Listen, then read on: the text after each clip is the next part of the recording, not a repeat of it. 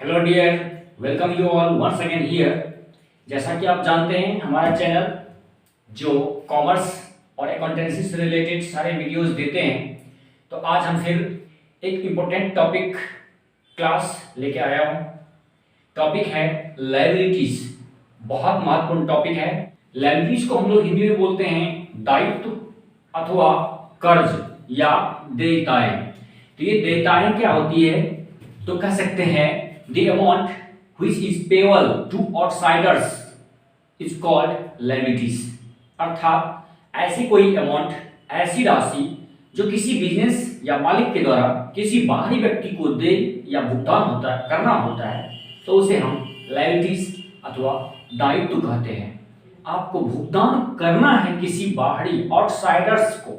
Outsiders में बाहरी व्यक्ति में कोई पर्सन, कोई औरत मर्द हो सकता है या फिर कोई संस्था हो सकता है। ये दायित्व उत्पन्न होने का कारण क्या है? तो दायित्व उत्पन्न होने का कारण या तो आपने किसी से मनी या कैश कर्ज ले लिया है तो हो सकता है, या नहीं तो आपने किसी भी व्यक्ति से, संस्था या किसी पर्सन से आपने उधारी में माल खरीद लिया, क्रेडिट परचेज ऑफ गुड्स किया, तो दायित्व उत्पन्न हो सकता है लायबिलिटी। या नहीं तो आपने किसी से कोई काम करवा लिया, सर्विस ले लिया, अब उसका उस सर्विस का चार्ज अभी पेमेंट नहीं किया, दैट मींस आउटस्टैंडिंग है। जैसे कि outstanding salary, outstanding wages, outstanding commission, outstanding rent. ये अदत्त जो आउटस्टैंडिंग है, जिसका अपने सर्विस का फायदा तो ले लिया, लेकिन उस टाइम पे आपने उसका पेमेंट नहीं किया, बल्कि पेमेंट करने का आपने वादा किया है, तो ये आपके लायबिलिटीज होंगे और ये करंट लायबिलिटीज होंगे। तो ये इस तीन तरीके से लायबिलिटीज उत्पन्न होते हैं। अब चलते हैं हम लायबिलिटीज के टाइप्स पर। लायबिलिटीज के दो टाइप्स हैं, शॉर्ट टर्म लायबिलिटीज और long term liabilities. Short term liabilities जिसको हम लोग करंट लायबिलिटीज कहते हैं, और लॉन्ग टर्म लायबिलिटी जिसे हम लोग दीर्घकालीन दायित्व कहते हैं या नॉन करंट लायबिलिटीज कहते हैं। तो पहले शॉर्ट टर्म लायबिलिटीज हम लोग समझते हैं। जैसे कि नाम से ही क्लियर है, शॉर्ट टर्म, अल्पकालीन, कम समय के लिए। तो ऐसे कर्जे, ऐसे दायित्व जो नॉर्मली 1 साल के अंदर भुगतान करना होता है, उसे हम लोग शॉर्ट टर्म लायबिलिटीज कहते हैं।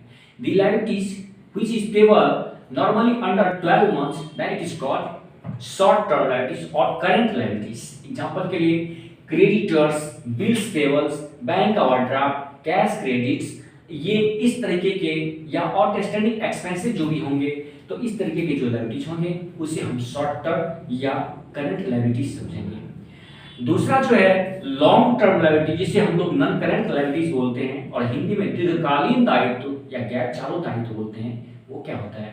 वो नाम से क्लियर है, लंबे समय के लिए ऐसे कर्ज या ऋण जो आप लंबे अरसे के बाद भुगतान करोगे या भुगतान करना है, उसे हम दीर्घकालीन दायित्व कहते हैं।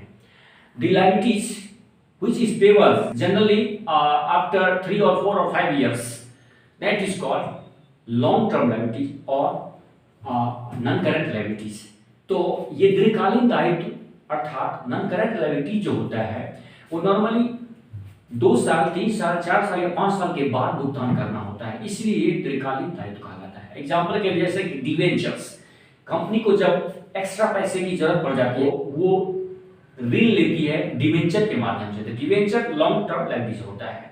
इसके साथ साथ लॉन्ग टर्म लोन जो होता है, चाहे आप बैंक से लेते हो या किसी संस्था से लेते हो, तो लॉन्ग टर्म लोन जो होता है वो भी होता है दीर्घकालीन दायित्व। अब हम चलते हैं लायबिलिटीज फाइंड आउट करने के फार्मूला पे। लायबिलिटीज अगर आप फाइंड आउट करो तो लायबिलिटीज इक्वल टू होता है एसेट्स माइनस कैपिटल, अर्थात टोटल एसेट्स में से आप कैपिटल माइनस कर दो तो लायबिलिटीज निकलेगा। ये बहुत इंपॉर्टेंट फार्मूला है और ये अकाउंटिंग इक्वेशन के बेस पे है। आई होप ये वीडियो आपको अच्छा लगा होगा, समझ में आया होगा। अगर अच्छा लगा, समझ में आया, तो लाइक, शेयर और चैनल को सब्सक्राइब कर दीजिएगा और कमेंट करना मत भूलिएगा कि ये वीडियो आपको कैसा लगा। अच्छा लगा तो क्या अच्छा लगा, और आप अगला वीडियो, अगला क्लास, अगला टॉपिक क्या चाहते हैं वो कमेंट करके आप बताइएगा, जिससे कि हम आपके लिए वो वीडियो एक अच्छे तरीके से, एक अच्छे वे में, सिंपल वे में आपके लिए लाएं। See you again in the next important video. Till then, bye. Jai Hind, Jai Bharat.